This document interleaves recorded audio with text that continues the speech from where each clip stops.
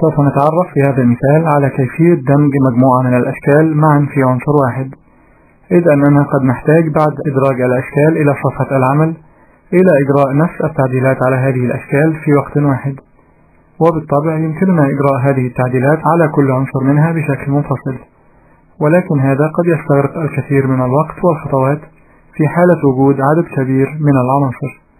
وباستخدام الأمر جروب يمكننا دمج مجموعة من الأشكال معا في عنصر واحد.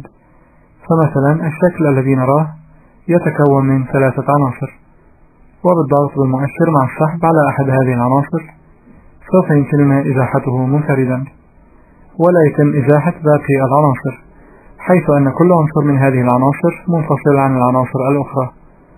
ولدمج هذه العناصر معا لا بد من اختيارها أولا، سواء بالضغط بالمؤشر على العناصر أثناء الضغط على مفتاح شيفت من لوحة المفاتيح، أو بفتح نافذة اختيار حول هذه الأشكال. فنضغط بالمؤشر مع السحب حول العناصر لاختيارها، ثم نفتح القائمة درو ونختار جروب، والآن نضغط بالمؤشر مع السحب على أي من هذه الأشكال، فنجد أنه يتم تحريك جميع العناصر في نفس الوقت. وعند عمل أي تعديل على أي من هذه العناصر سوف يتم تطبيقه على جميع العناصر الأخرى.